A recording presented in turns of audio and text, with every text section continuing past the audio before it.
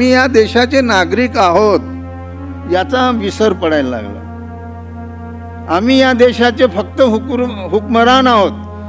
आम्हाला कसंही करून सत्ता पाहिजे। महाराष्ट्र सरकार काय कोणता आनंदाचा शिधा, आनंदाचा शिधा कुठून देतात हे? तुमच्या आमच्या पैसे। परंतु या देशामध्ये जे भूमिहीन आहेत त्यांना जमिनी मिळत नाही, त्यांचा आर्थिक विकास नाही, स्कॉलरशिपचे पैसे मिळत नाही। मग नागरिकाचं जे कर्तव्य आहे ते संविधानाचं जतन किंवा संवर्धन करणे म्हणजे नेमकं काय करणे? नुसतं संविधान सांगणे नाही, तर संविधानाच्या नुसार आपल्याला जगता आलं पाहिजे। फक्त काही आपल्याला आरक्षणामुळे आम्ही मोठे झालेलो नाव किंवा या पदापर्यंत आलेलो नाहीत, तर आम्ही आलो ते 14 ऑक्टोबर 1956 धम्मक्रांतीचा विचार स्वीकारला, त्यामुळे आम्ही आलो। जसं अण्णाभाऊ साठे म्हणतात की ही पृथ्वी शेषनागाच्या माथ्यावर नाही तर कष्टकऱ्यांच्या तळहातावर आहे, तशासारखे हा देश घडवणारे लोक कोण आहेत? कष्टकरी, कामगार, तुम्ही आम्ही, दलित, आदिवासी हे लोक आहेत। त्यांनी देश घडवला। केंद्र सरकारचं जे शेड्यूल कास्टच्या आणि शेड्यूल ट्राईबसाठी लोकसंख्येचं बजेट असते 2015-16 ते 2023-24 जर हे 10 वर्षातली आकडेवारी जर काढली तर तुम्ही आश्चर्य वाटेल तुम्हाला। 5,54,00,000 कोटी, 5,54,000 5,54,000 करोड हे SC STचं बजेट केंद्र सरकारने ह्या 10 वर्षात नाकारलं। जसं सुप्रीम कोर्टाने वर्गीकरण मध्ये म्हटलेलं आहे, हो शेड्यूल कास्ट मधल्या अति मागासला संधी मिळाली पाहिजे। नाकारते कोण? संधी मिळाली पाहिजे ना, पण त्याच्यासाठी आरक्षणाचा बंटवारा करून संधी मिळत नाही ना। खूप चांगला विषय सामाजिक लोकशाही परिषद, खूप सुंदर सांगितलं आता डॉक्टर बांबोळे सरांनी की डॉक्टर बाबासाहेब आंबेडकरांच्या 25 नोव्हेंबर 1949च्या भाषणाचा उल्लेख केला। कारण म्हणजे आता हे भाषणच खरं तर देशभर गाजवण्याची गरज आहे। ह्या भाषणात बाबासाहेबांनी जे जे इशारे दिले, जे जे सांगितलं की या देशाचा लोकशाही टिकवण्यासाठी या देशाच्या नागरिकांनी आणि या देशाचं संविधान कायदा ज्यांच्या हातात आहे त्यांनी कसं वागलं पाहिजे, सत्ताधारी असतील किंवा विरोधक असतील किंवा नागरिक असतील किंवा प्रशासन व्यवस्थेतले लोक असतील, असं सुंदर मार्मिक असं विवेचन केलं। पण दुर्दैव म्हणू आपण की ते भाषण अनेकांनी वाचलंच नाही। प्रशासनातल्या लोकांनी वाचलं असेल अपवादाने, आणि प्रश्न म्हणून निर्माण झालेले आहेत। ही आपल्याला परिषदेमधनं हा संदेश द्यायचा आहे की तुम्ही बाबासाहेब वाचा, किमान संविधान वाचा। आणि सामाजिक लोकशाही म्हणजे जे तुम्ही सांगितलं स्वातंत्र्य, समता, बंधुता हे जीवन पद्धत आहे, हे बाबासाहेबांनी सांगितलं। तर हे प्रियांबल जे संविधानाची ओळख आहे, म्हणजे मला सांगायला आनंद होईल किंवा वानकडे सरांना माहीत असेलही कदाचित की मी काही संविधानाचा तज्ज्ञ वगैरे नाही। लोकांचा गैरसमज होतो किंवा अधिकारी एखादा उपक्रम सुरू केला म्हणजे त्याच्यातले ते सर्वज्ञ असतात वगैरे, असं काही नाही। अधिकारी अजिबात सर्वज्ञ नसतो। म्हणजे जे विचारवंत असतात ते त्याचं ॲनालिसिस ठीक करू शकतात, आम्ही एक्झिक्यूट करणारे लोक असतो।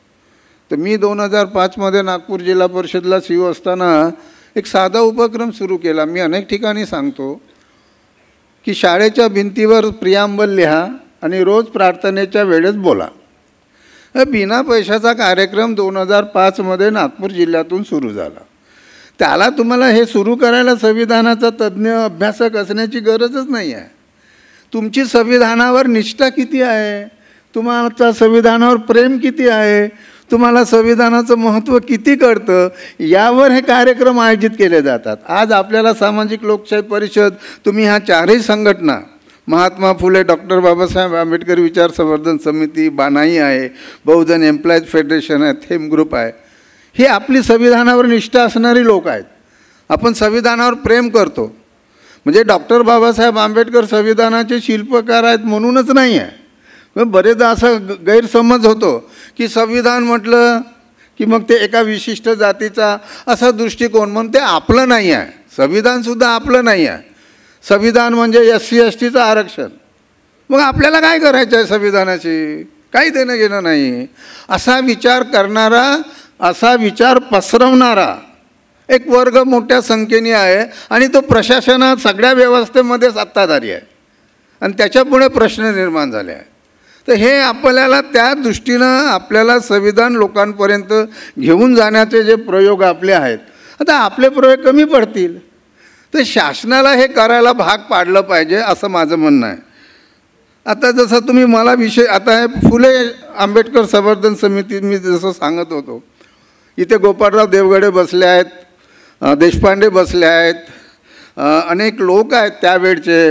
मला आठवते ते अलोने गुरुजी होते, पिल्लेवान होते.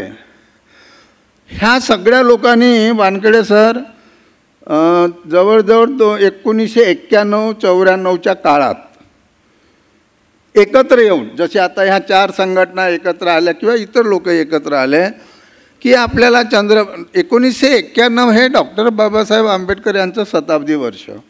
या शताब्दी वर्षात चंद्रपूरसारख्या चळवळीच्या ठिकाणी, जिथे बॅरिस्टर राजाभाऊ खोब्रागडेंचं हे जन्मस्थान आहे, या ठिकाणी आपण बाबासाहेबांचं एक भवन तयार केलं पाहिजे हा विचार घेऊन एकत्र आले.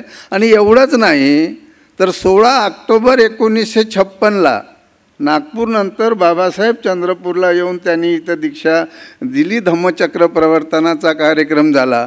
तर तो एक मोठ्या व्यापक प्रमाणामध्ये झाला पाहिजे असा हे 2 ऐतिहासिक गोष्टीचा विचार करून आणि मेहनत करून 1994ला पहिला कार्यक्रम समितीच्या वतीने केला की जवळजवळ मला वाटते गोपाळराव इथे आहेत 70,000 लोक त्या कार्यक्रमाला पहिल्या 15 आणि 16 ऑक्टोबर. हे मी तुम्हाला यासाठी सांगतो की नवीन पिढीला हा इतिहास पण समितीचा माहीत असला पाहिजे.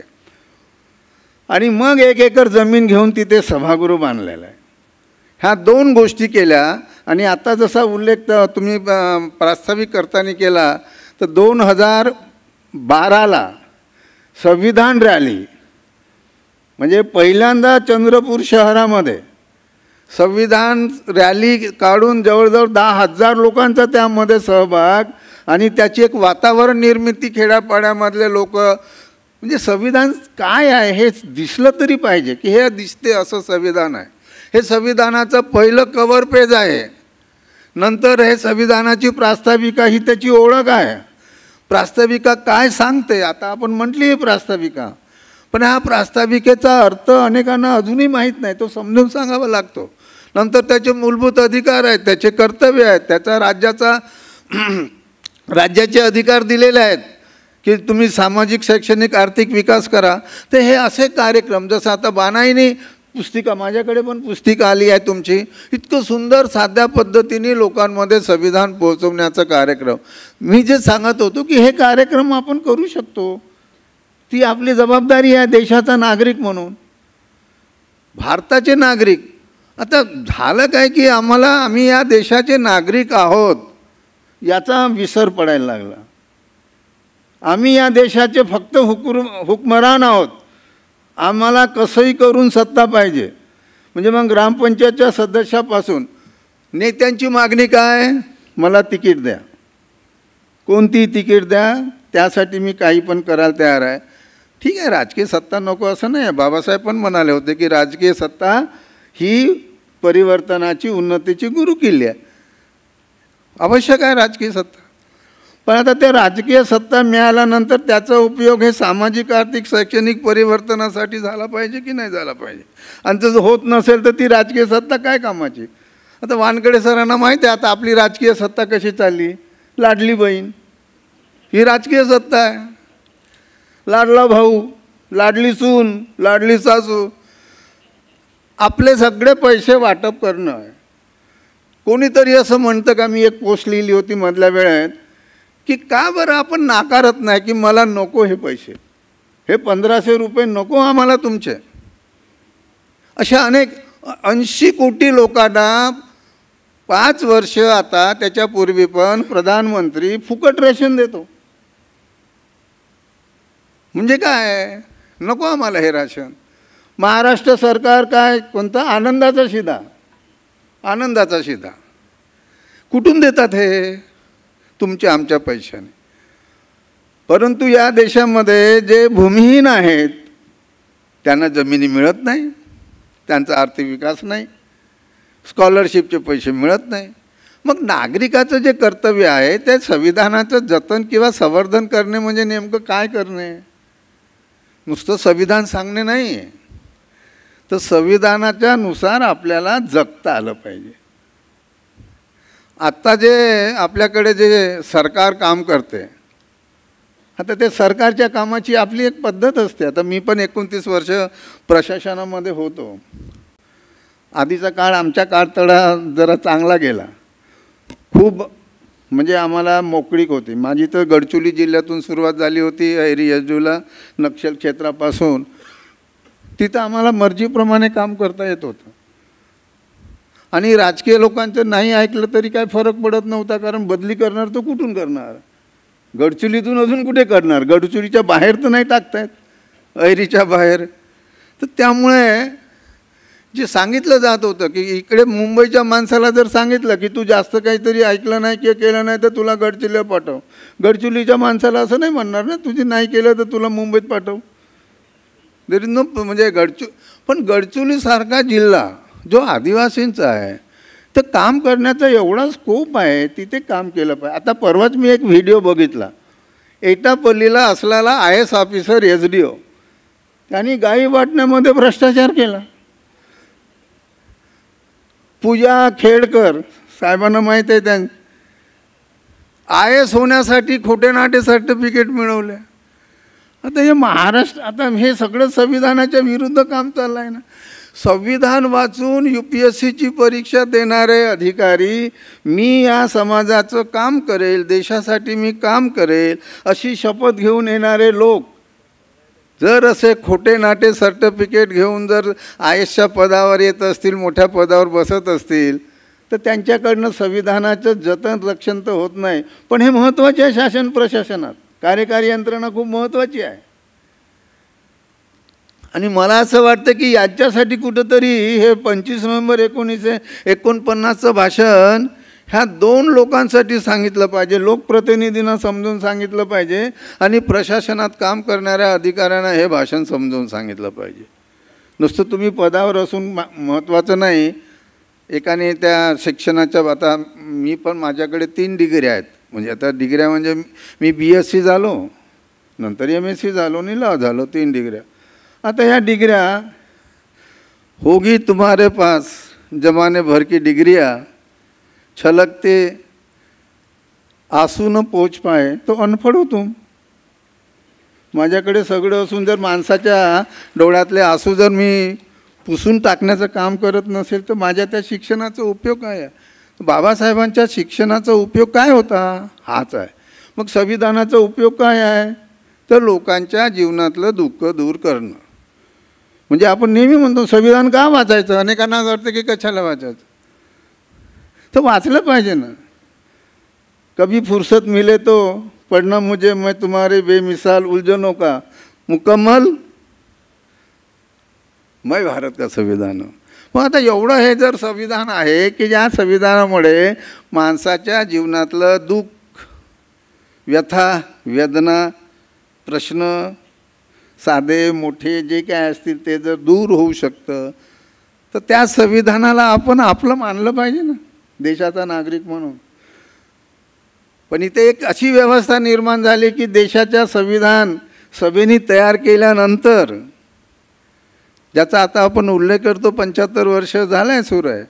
मी 1.5 वर्षापासून PMOकडे पत्रव्यवहार करत असतो की जसा तुम्ही आझादीचा अमृत महोत्सव आणि घर घर तिरंगा केला, तसा तुम्ही संविधानाचा अमृत महोत्सव आणि घर घर संविधान करा. नाही करत ना, नाही केलं अजून. म्हणजे त्याच्यातनं सत्ताधाऱ्यांना फायदा काय होत असेल. आता याही वर्षी आपण घर घर तिरंगा केला, म्हणजे त्याला आमचा काही विरोध नाही घर घर तिरंगा करायला. पण मग तुम्ही संविधानाचं सरकार आहे, संविधानाचं शपथ घेऊन आलेले लोक आहेत. तर मग आपल्याला त्या संविधानाचं मूल्य समजून घेण्याची गरज आहे, संविधानाची नीतिमत्ता समजून घेण्याची गरज आहे. आणि ही नागरिक प्रिॲम्बल जेव्हा आपण वाचतो की आम्ही भारताचे लोक म्हणून नागरिक या देशाचा म्हणून माझी सर्वात मोठी जबाबदारी आहे. दुसऱ्यांनी काय करावं त्यापेक्षा मी काय करायचं हे जास्त महत्त्वाचं. आता आपल्याकडे कसं असते, तू हे केलं पाहिजे पण मी करतो का? व्यवस्था बदलण्याबद्दल जे आपण बोलत असतो, डॉक्टर बाबासाहेब आंबेडकर नेहमी म्हणतात की व्यवस्था घाबरली पाहिजे आपल्याला. आणि ती व्यवस्था कधी घाबरेल? बाबासाहेबांचं वाक्य काय आहे की व्यवस्था मला घाबरते. हे एवढ्यासाठी घाबरत नाही की मी विद्वान आहे, व्यवस्था मला एवढ्यासाठी घाबरत नाही की मी एक नेता आहे, तर व्यवस्था मला घाबरते कारण माझ्याकडे निष्कलंक चारित्र्य आहे. तर निष्कलंक चारित्र्य असणारे लोक व्यवस्थेमध्ये जर असतील तर हे जे आता वाटप सुरू आहे अनप्रॉडक्टिव्ह, आमच्या दृष्टीनं ते अनप्रॉडक्टिव्ह आहे. त्याच्यातनं काही कोणाचं भलं होणार नाही आहे. पैसे येतील, खाऊन मोकळे होऊन जाऊ आपण आणि जैसे थे. आणि त्यामुळे इस दौर सियासत का इतना सा फसाना है, बस्ती भी जलानी है और मातम भी बनाना है. तर हे सरकार म्हणजे आहे काय सरकार? साहेब मी आताच नाही बोलत, मी प्रशासनात असताना सुद्धा असंच बोलत होतो. त्याच्यामुळे माझ्या 29 वर्षात 21 बदल्या झाल्या. फक्त इरीला असताना नाही झाली कारण तिथे कोणी येतच नव्हतं. आणि चंद्रपूरला मी 3 वर्ष राहिलो तर हे सगळे लोक मिळून आम्ही जे आता हे एक आज जे चित्र बघतो आपण हे तयार झालं. प्रशासनात काम करणाऱ्या लोकांनी काय घाबरायचं असते? आता मी अनेकांना बोलत असतो, तर का तुम्ही बोलत नाही, एवढं घडतं तर? नाही नाही का बोलायचं? त्यांना काय वाटेल? कोणाला काय वाटेल? त्यांना काहीच वाटत नाही. जे राजकीय व्यवस्थेमध्ये काही संवेदन सोडलं तर सगळे, मला आता ते वाईट शब्द नाही वापरता येणार, नालायक लोक आहेत. त्यांना काय वाटायचं आहे? तुमचा जेवढा वापर करायचा तेवढाच त्यांना वापर करायचा आहे. पण आता प्रशासनात असं झालं की मेड फॉर इच अदर. तुम्ही माझा वापर करता, मी तुझा वापर करतो. हे यामुळे हे ज्याला म्हणतो संगनमत म्हणजे प्रशासन व्यवस्था हे बिघडण्याची जी अनेक कारणं आहेत त्याच्यातला सनदी अधिकारी स्वतः हे कारण आहे. तो त्याच्या शब्दाला प्रामाणिक नाही, एक नागरिक म्हणून पण प्रामाणिक नाही. मी या देशाचा रक्षक आहे, मी या संविधानाचा रक्षक आहे, मी या कायद्याचा अंमलबजावणी करणारा माणूस आहे, मी कठोर परिश्रम घेऊन परीक्षा पास करून मी इथे आलेलो आहे, तर मी लोकांची सेवा करण्यासाठी आलेलो आहे असं म्हणत नाही तो. त्याचे काही उसूल वगैरे काही नसतात, तो उभा होत नाही. म्हणजे असं एक तर ते कवी म्हणतात ना वसीम, उसूलों पे जहाँ आँच आए तो टकराना जरूरी है, जिंदा अगर हो तो जिंदा नजर आना जरूरी है. मेलेली माणसं सारखं आहे ते. कांशीराम पण चांगलं बोलायचे बरं, की जो माणूस मेला असेल त्याला काय उपयोग आहे. संविधानाने आमच्यामध्ये काय म्हणून त्याला जान टाकलेली आहे, एवढे अधिकार दिलेले आहेत. हिरावण्यासारखं काय आहे? मी या चंद्रपुरातल्या खेड्यातून काही नसताना मी आलेलो या ठिकाणी, आम्ही गुणवत्तेवर आलो. आता उपवर्गीकरणाचा विषय चाललेला आहे. कोणी म्हणते त्याला क्रिमिलेअर लावा, कोणी म्हणते एकाच पिढीला द्या, कोणी म्हणते त्याचं वाटप करा. अव्यवहारिक. आता वानखेडे सर बोलले आणि बोलतील त्याच्यावर. फक्त काही आपल्याला आरक्षणामुळे आम्ही मोठे झालेलो नाहू किंवा या पदापर्यंत आलेलो नाहीत, तर आम्ही आलो ते 14 ऑक्टोबर 1956च्या धम्मक्रांतीचा विचार स्वीकारला त्यामुळे आम्ही आलो. म्हणजे मी शिकलो तेव्हा कुठं होतं आरक्षण होतं, माहीत पण नव्हतं आम्हाला आरक्षण काय होतं. आरक्षण आम्हाला समजलं केव्हा, नोकरीसाठी विषय आला तेव्हा. मला मॅट्रिकला 80% मार्क होते, पण माझं कौतुक कोणीच नाही केलं तेव्हा. मी 82ला डेप्टी कलेक्टर झालो तेव्हा माझं कौतुक कोणीच नाही केलं. आता नाही तहसीलदार तर आपण मिरवणूक काढतो. IASच्या यादीमध्ये नाव आलं, निवड यादीमध्ये, तर किती त्यांचे सत्कार. जसा काही महान. मला काय वाटतं आता एक मोहीम साहेब आपण सुरू करा. हे IAS IPSचं जे ग्लोरिफिकेशन देशात चाललं आहे ना, हे ग्लोरिफिकेशन थांबवलं पाहिजे. आपल्यालाही वाटतं की IAS IPSनी हा देश घडवला नाही. बरं, हा देश बिघडवण्यामध्ये त्यांचं मोठं योगदान आहे, मोठं योगदान आहे. ते जर प्रामाणिक राहिले असते, त्यांनी संविधानिक नीतिमत्ता स्वीकारली असती, तर भ्रष्टाचाराला आळा पडला असता. हे बिघडलेले आहेत. यांची मानसिकता काय आहे? हे कोण लोक आहेत? कोणत्या विचारधारेचे आहेत? कुठून आलेले आहेत? आणि ते वर्षानुवर्ष ते सत्तेमध्ये आहेत. आणि आता 2-4 काय शेड्यूल ट्राईबचे IAS ऑफिसर दिसायला लागले, तर सुप्रीम कोर्ट म्हणतं की यांनी आरक्षण सोडून द्यावं. काय म्हणजे आता आम्हाला नाही बोलता येणार त्या पद्धतीने, पण सांगायचा मुद्दा असा आहे की बोललं पाहिजे, जे अन्यायाच्या विरुद्ध बोललं पाहिजे. आपण जो हा सामाजिक लोकशाहीचा विषय घेऊन परिषद भरवली आहे आणि लोकांपर्यंत घेऊन जात आहे विषय, तर यासोबत आपल्याला लोकांच्या प्रश्नाची सुद्धा जाण करून घेणे फार महत्त्वाचं आहे. संविधान आयसोलेशनमध्ये सांगून काही उपयोग नाही आहे. नुसतं प्रियामल वाचन सुरू आहे, समजत काहीच नाही. काय उपयोग आहे त्या प्रियामलच्या? आम्ही भारताचे लोक या शब्दाचा अर्थ लोकांना कळला पाहिजे, त्या मुलांना कळला पाहिजे, तो घरोघरी गेला पाहिजे. ते एक पहिलं पाऊल आहे आपल्याला संविधान सांगण्याचं. कारण प्रियामल हे संविधानाची ओळख आहे, फर्स्ट पेज आहे, ध्येय उद्दिष्ट त्यामध्ये आहे. संविधानाचा आत्मा म्हणजे प्रियामल आहे.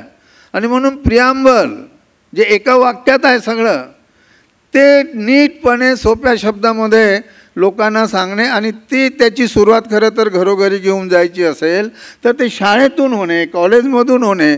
आणि म्हणून आम्ही शासनाला प्रस्ताव दिला होता की तुम्ही संविधान हा विषय करिक्युलर अकॅडमिक मध्ये अभ्यासक्रमामध्ये तुम्ही अनिवार्य विषय करा. म्हणजे संविधान म्हणजे इंजिनिअरिंग शिकणाऱ्या मुलाला पण संविधान सांगता आलं पाहिजे, डॉक्टर शिकणाऱ्या मुलांना पण तुम्ही बेसिक संविधान शिकवलं पाहिजे. म्हणजे BSc असतील, काय ॲग्रिकल्चर असतील, प्रोफेशनल कोर्सेस असतील. म्हणजे होतं काय की पॉलिटिकल सायन्स शिकणारे जे आहेत त्यांना संविधान थोडंसं वाचतात, ते पोलिटी आणि कॉन्स्टिट्यूशनमध्ये, बाकी ते काही वाचत नाही. म्हणजे मी सुद्धा BSc शिकलो, MSc शिकलो, मला नाही माहीत होतं. पण मला MPSCच्या परीक्षेला बसलो तेव्हा परीक्षापुरतं वाचलं, आणि खूप वर्षानंतर मग मला याचं महत्त्व समजलं.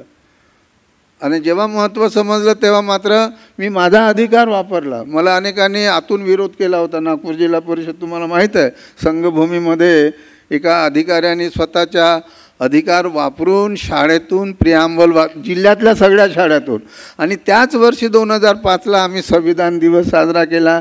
आत्ताचा जो संविधान चौक आहे, खरं म्हणजे मी नितीन गडकरी साहेबांचं पण अभिनंदन करेल. ते कोणत्या पक्षाचे आहे ते महत्त्वाचं नाही आहे. आम्ही जेव्हा त्यांना सांगितलं की इथे संविधान चौक नाव द्या RBI चौकाला, तर काँग्रेसवाले काय म्हणाले, विलासराव देशमुखांचं नाव देऊ.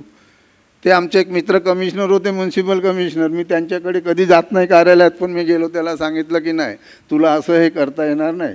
विलासराव देशमुखला तुम्ही संपूर्ण शहराचं नाव देऊन टाका, आमचं काही म्हणणं नाही. परंतु बाबासाहेबांचा पुतळा RBI चौकाच्या समोर आहे, KP ग्राउंड आहे, बाजूला विधानमंडळ आहे, त्या चौकाला नाव हे संविधान चौक दिलं पाहिजे. आणि मग आम्ही नितीन गडकरीकडे मी स्वतः गेलो काही अधिकारी घेऊन, ते म्हटले करून देतो. त्यांनी नितीन गडकरींनी कॉर्पोरेशननी ठराव करून हा देशातलं पहिलं संविधान चौक झालेला आहे. आणि आपण जर बघितलं असेल तर तिन्ही भाषेतलं प्रियामल, यासाठी मात्र नितीन गडकरी साहेबांचे आम्ही अभिनंदन केलं पाहिजे. दुसऱ्या कोणत्याही लोकांनी मदत केली नाही. काँग्रेस आता हातात संविधान घेऊन जाते, पण त्यांनी पण हा विषय आम्ही बोललो त्यांच्याकडे, पण त्यांना पण ते समजलं नाही असं म्हणू की काय जाऊ द्या, ती वेळ नाही आता बोलायची. परंतु जसं अण्णाभाऊ साठे म्हणतात की ही पृथ्वी शेषनागाच्या माथ्यावर नाही तर कष्टकऱ्यांच्या तळहातावर आहे. तशासारखा हा देश घडवणारे लोक कोण आहेत? कष्टकरी, कामगार, तुम्ही आम्ही दलित आदिवासी हे लोक आहेत, त्यांनी देश घडवला आणि त्याचे फायदे घेणारे हे मोठे लोक आहेत, श्रीमंत. ऑक्सफमचा रिपोर्ट वाचला की आपल्याला लक्षात येईल काय काय चाललेलं आहे. आणि या पार्श्वभूमीवर संविधानाचा जागर खूप महत्त्वाची गोष्ट आहे. आणि तो खेड्यापाड्यात जाऊन लोकांना असं त्याला काय म्हणू आपण, संविधान कट्टासारखं कॉर्नर बैठक इलेक्शनमध्ये जशा करतात त्या करण्याची गरज आहे. महिलांचा सहभाग, तरुणांचा सहभाग यामध्ये खूप महत्त्वाचा आहे. आम्ही नागपूर जिल्ह्यामध्ये 75 शोषित वंचिताच्या वस्त्या आयडेंटिफाय केल्या. म्हणजे त्यामध्ये पारध्यांची वस्ती असेल, भटके विमुक्तांची वस्ती असेल, गोंड वस्ती असेल, मांगारोटीची वस्ती असेल, काय मुस्लिम मदारी वस्ती असेल, अशा ज्या वस्त्या आहेत नागपूर जिल्ह्यातल्या 75, म्हणजे 75 वर्ष झालं तर. आणि या 75 वस्त्याचे प्रतिनिधी करून त्यांना हळूहळू आमच्या ते प्रमोद काळबांडे सकाळमध्ये आहेत तर ते मॉनिटर करतात. तर आम्ही विचार केला की आम्ही त्यांच्या वस्तीमध्ये संविधानाचा जागर करायचा. म्हणजे त्यांचे बेसिक प्रश्न, ते राहतात त्या घराचा पट्टा मिळाला का, मालकी हक्क, त्यांना शेतीचे पट्टे मिळाले का, वन हक्क कायद्याच्या आदिवासीला, त्यांचे मुलं शाळेमध्ये जातात का, मुलं मुली जातात तर त्यांना स्कॉलरशिप मिळतो का, फायदे मिळतात का, पंतप्रधान आवास योजना, रमाई घरकुल योजना, अजून कोणती घरकुल योजना त्याचा काही लाभ मिळाला का, ह्या ज्या गोष्टी आहे, रेशन कार्ड, आधार कार्ड, जातीचे दाखले. मांगारोडी नागपूरची टोली आहे, रहाटे टोली, त्या लोकांना अजून जातीचे प्रमाणपत्र नाही. का नाही आहेत तर त्यांच्याकडे दाखले नाहीत, प्रमाणपत्र मिळवण्यासाठी कागदपत्र नाही. पण ते भारताचे नागरिक आहेत ना आणि महाराष्ट्राचे रहिवासी पण आहेत. आम्ही विभागीय आयुक्ताकडे मागच्या 2 वर्षापासून सारखा पाठपुरावा करतो, हो करू.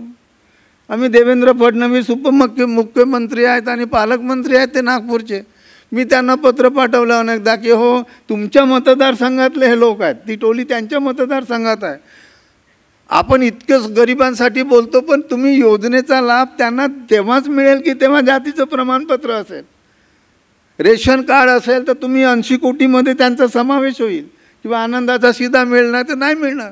आधार कार्डच नसेल तर तुमची लाडली बहीण पण मिळणार नाही त्यांना, महिलांना. पण हे जे बेसिक डॉक्युमेंट आहे तर मला असं वाटतं की आपण चंद्रपुरामध्ये जे संविधानाचा जागर लोकांमध्ये घेऊन जातो तेव्हा शिक्षणाचं प्रमाण किती आहे, मुली शिक्षक का, आरोग्याची काय सोय आहे, सरकारने काय केलं पाहिजे हे आयडेंटिफाय करून त्याचा अभ्यास करून ते सरकारकडे प्रशासनाकडे सातत्याने बोलत राहणे. सगळ्याच गोष्टी एका वेळ होणार नाही हे मला मान्य आहे, परंतु काहीच होणार नाही असं नाही आणि तो दबाव निर्माण करावा लागेल. आता तुमच्या विधानसभेच्या निवडणुकीसाठी उमेदवार तुमच्याकडे येतील तर त्यांना विचारा ना संविधान जागरसाठी तुम्ही काय करणार आहात किंवा हे प्रश्न आमच्या पुढे आलेले आहे यांच्यासाठी तुमच्याकडे काय अजेंडा आहे. हे जोपर्यंत आपण सातत्याने बोलणार नाही, म्हणजे आम्ही जर बोलणारच नाही, आता बोललं तर त्यांना वाईट वाटेल असा जर विचार केला तर काही घडणार नाही. मी लिहित राहतो, मी अनेक गोष्टी लिहितो, मी सोशल मीडियावर मी पोस्ट टाकत राहतो. काही लोक वृत्तपत्र छापतात, काही छापत नाही, त्यांनी छापणं पण अपेक्षित नाही आहे. पण सोशल मीडिया जिथे जायचं जातं, कोणी वाचतं कोणी नाही वाचत. पण मला एक स्वतःला समाधान असतं की नाही हा विषय मला मांडला पाहिजे, माझ्या पद्धतीने बोललो पाहिजे. मी ते बोलतो. अधिकारी नाराज होतात, कशाला बोलायचं. केंद्र सरकारचं जे शेड्यूल कास्टच्या आणि शेड्यूल ट्राईबसाठी लोकसंख्येचं बजेट असते 2015-16 ते 2023-24चं जर हे 10 वर्षातली आकडेवारी जर काढली तर तुम्ही आश्चर्य वाटेल तुम्हाला. 5,54,00,000 कोटी, 5,54,000 5,54,000 करोड हे SC STचं बजेट केंद्र सरकारने ह्या 10 वर्षात नाकारलं. दिलं नाही. कुठे आहो आपण, काय संविधान घेऊन बसलो आपण. मी दिल्लीला आता गेलो होतो तर सुनील माने होते, महाराष्ट्र सदन, ते तुमचे चांगले मित्र आहेत, ते तुम्हाला भेटले. पण ते मला म्हणाले की मी आलो की एकदा जाऊ आपण. मग आम्ही त्या महाराष्ट्र सदनमध्ये जाऊन तिथे प्रशांत वगैरे होते ते पत्रकार, आम्ही बोललो तिथे, संसद चालू होती. 5,54,000 कोटी 10 वर्षात अनुसूचित जाती जमातीचे जे शैक्षणिक सामाजिक आर्थिक विकासासाठी जे नीती धोरणाप्रमाणे प्लॅनिंग कमिशन आताचं नीती आयोगाच्या धोरणाप्रमाणे संविधानाच्या आर्टिकल 46 प्रमाणे जे सामाजिक न्यायाचं तत्व आहे, ज्याला आपण सामाजिक लोकशाही म्हणतो ना, तर सामाजिक लोकशाही सामाजिक न्याय ते डिराईव्ह करतं आर्टिकल 46 मधून, डायरेक्टिव्ह प्रिन्सिपल ऑफ स्टेट पॉलिसीमधून. त्या सरकारमध्ये संसदेत कोणी प्रश्नच नाही विचारला. महाराष्ट्र सरकारने मागच्या 10 वर्षामध्ये 40,000 कोटी रुपये अनुसूचित जातीचे दिलेच नाही. गेले कुठे? मला वाटतं की संविधान सांगत असताना हे जे प्रॅक्टिकल गोष्टी आहेत, 40,000 कोटीमध्ये अतिमागा ज्याला म्हणतो ना, तर उपवर्गीकरण, त्यांच्यासाठी विशेष सोयी करता आल्या असत्या, शिक्षणाची करा, त्यांच्या स्पर्धेसाठी तयारी करा, ते कॉम्पीट करतील. नुसतं आरक्षणाचा बंटवारा करून काही लोक पुढे जाणार नाहीत. तसंही आता आरक्षण आहे कुठे, पदं आहेत कुठे? ही जे भांडणं लावण्याचं काम सरकारने सुरू केलेलं आहे, आणि इकडे हे भांडणं लावून द्यायचं म्हणजे तुम्ही विकासाचे हे बजेटचे प्रश्न तुम्ही विसरून जायचं, कारण तिथे कोणी बोलणार नाही. तर असे अनेक विषय आपल्यासमोर आहेत. मला वाटतं यावर चिंतनाची गरज आहे. डेव्हलपमेंटचा ॲजेंडा हा आपल्याला सेट करावा लागेल. शैक्षणिक सामाजिक आर्थिक विकास जे माणसाच्या जगण्याचा विषय आहे. सामाजिक आर्थिक परिवर्तन झालं पाहिजे. राजकीय लोकशाही सामाजिक आर्थिक लोकशाहीत परावर्तित झाली पाहिजे. हे बाबासाहेब का म्हणत होते? विषमता दूर होणार. तुमची सामाजिक आर्थिक लोकशाही आली तर ही जी दरी आहे, इकॉनॉमिक स्टेटस वाढेल, सोशल स्टेटस वाढेल, बराबरीमध्ये येऊ आपण. आणि त्यासाठी हे शेड्यूल कास्टचा प्लॅन आहे, स्पेशल कॉम्पोनंट प्लॅन आहे. तुम्ही चंद्रपूरच्या कलेक्टरला जाऊन विचारा की स्पेशल कॉम्पोनंट प्लॅन जो जिल्ह्याचा अनुसूचित जातीसाठी आहे, मागच्या 5 वर्षात किती पैसे आले आणि कुठे खर्च झाले आणि किती लोकांना फायदा झाला. संविधानाचं काम करणाऱ्या लोकांना या पद्धतीने विचार करावा लागेल. त्याच्यासाठी अशी टीम तयार करावी राजेश, की जाऊन कलेक्टरला आम्ही प्रश्न विचारू की सांगा. त्यांच्याकडे डॉक्युमेंट असते. इथे सोशल वेलफेअरचा ऑफिसर आहे, प्रोजेक्ट ऑफिसर आहे ट्रायबल, ते तयार करतात प्लॅन, जिल्ह्याचा प्लॅन. पालकमंत्री आहे, त्यांनी याचं उत्तर दिलं पाहिजे. आणि तो पैसा बजेटचा यांना मिळतो, तो स्टेट बजेटमधून. तर हे, आणि पैसा असेल तर काम होईल. इंदिरा गांधींनी आता कसं आहे की ते काय संविधान हत्या दिवस आणला 25 जून ना, 25 जून. पण इंदिरा गांधी जेव्हा प्रधानमंत्री होत्या 1980 मध्ये, एक रेकॉर्ड आहे प्लॅनिंग कमिशनचं. त्यांनी देशातल्या सगळ्या मुख्यमंत्र्याला 1980 मध्ये पत्र लिहिलं होतं, जानेवारी 1980, की अनुसूचित जाती आणि जमाती यांचा विकास का होत नाही, तर यांना इकॉनॉमिक सपोर्ट जेवढा पाहिजे तेवढा मिळत नाही. आणि तो राज्यांनी दिला पाहिजे, युनियन टेरिटरीने दिला पाहिजे, तो केंद्रांच्या प्रत्येक विभागाने दिला पाहिजे. आणि हे लिहिल्यानंतर, बंधनकारक केल्यानंतर प्लॅनिंग कमिशननी 1980 ते 85 ही जी 6वी पंचवार्षिक योजना आहे त्यामध्ये हे धोरण आणलं. आणि त्या धोरणानुसार लोकसंख्येप्रमाणे शेड्यूल कास्टच्या आणि शेड्यूल ट्राईबच्या बजेटमध्ये विकासासाठी बजेटमध्ये तरतूद झाली पाहिजे. हे तेव्हापासूनचं धोरण चालू आहे. आणि हे धोरण असतानासुद्धा काँग्रेसच्या सरकारने पण प्रामाणिकपणे राबवलं नाही, आणि या सरकारने तर त्याची वाट लावली. बोलणारे कोणीच नाही. पार्लमेंटमध्ये जी लोक बसतात त्यांचं काम आहे ना हे बोलायचं, आणि ते बोलत नसतील तर आपलं काम आहे बोलायचं. तर सामाजिक लोकशाही परिषदेच्या माध्यमातून बजेटचे विषय आहे, शिष्यवृत्तीचे विषय आहे. आता अनेकांना माहीत आहे शिष्यवृत्ती इकॉनॉमिकली विकर सेक्शन 10% मध्ये जे आहेत, ओपनमधल्या 10% जे काही रिझर्वेशन दिलेलं आहे इकॉनॉमिकली विकर सेक्शन, त्यांना भारत सरकारची शिष्यवृत्ती मिळण्यासाठी उत्पन्न मर्यादा 8 लाख आहे. आणि अनुसूचित जाती आणि अनुसूचित जमातीसाठी उत्पन्न मर्यादा किती आहे? 2.5 लाख आहे. म्हणजे 2.5 लाखाच्या आत असतील तर ते पात्र होतील भारत सरकार शिष्यवृत्तीसाठी.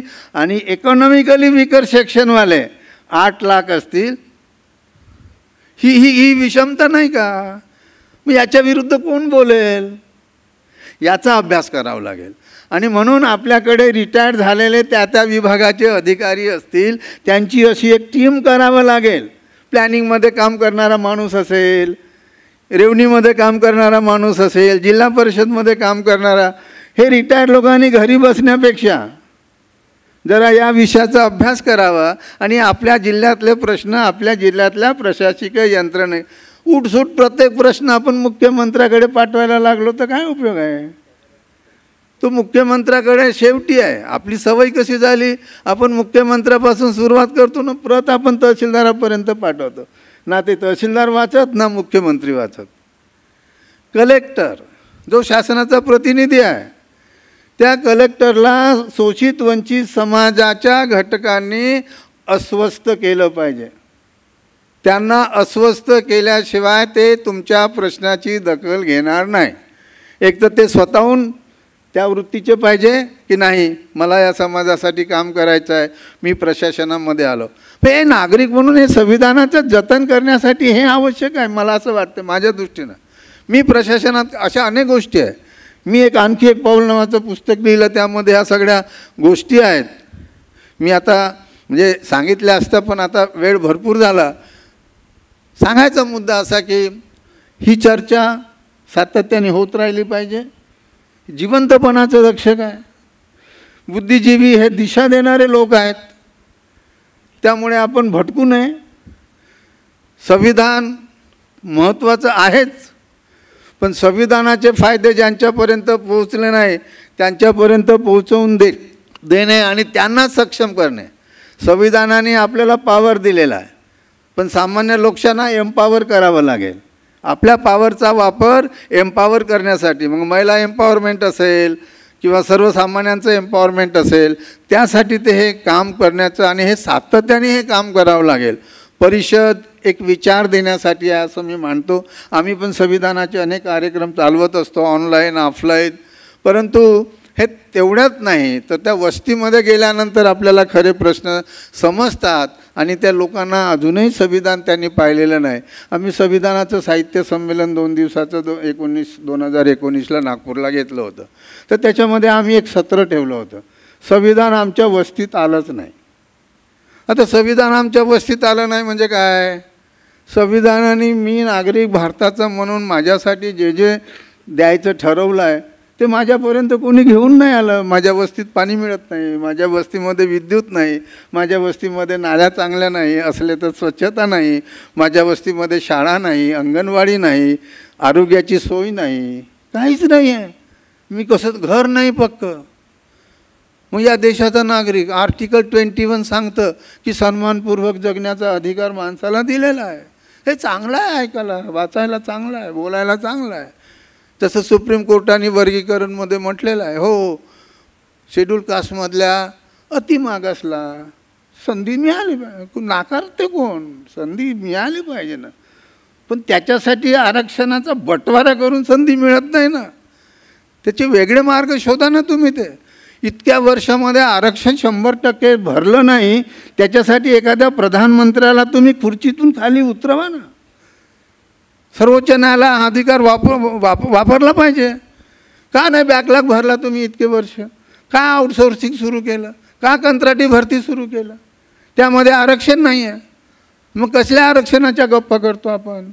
हे असे अनेक प्रश्न आहे, ते लोकांना जागृत करावं लागेल. हे जोपर्यंत लोकांची मुवमेंट होणार नाही, पीपल्स मुवमेंट, पीपल्स पॉवर, लोक हे सार्वभौम आहेत संविधानामध्ये. संविधानाने वी द पीपल आपण नेहमी सांगतो, सार्वभौम आहेत. लोकप्रतिनिधी निवडतात, त्यांना सत्ता देतात, तसे त्यांना खाली पण उतरवतात. तर त्यामुळे ह्या लोकांना जागरूक करणं, यांच्यात जाणं म्हणजे फक्त आपण शेड्यूल कास्टच्याच वस्तीत जाणं असं नाही आहे, किंवा शेड्यूल ट्राईबच्याच वस्तीत जाणं. मी तर असं म्हणेन, ब्राह्मणाच्या वस्तीत जाऊनही त्यांना संविधान सांगावं लागेल, मराठ्यांना पण संविधान सांगावं लागेल. हे अनेकांपर्यंत घेऊन जाणे ही एक प्रोसेस आहे, एम्पॉवरमेंटची प्रोसेस आहे. आणि त्या दृष्टीने आपण एक सामाजिक लोकशाही परिषद आयोजित केली. मी आयोजकांचं परत मनापासून अभिनंदन करतो.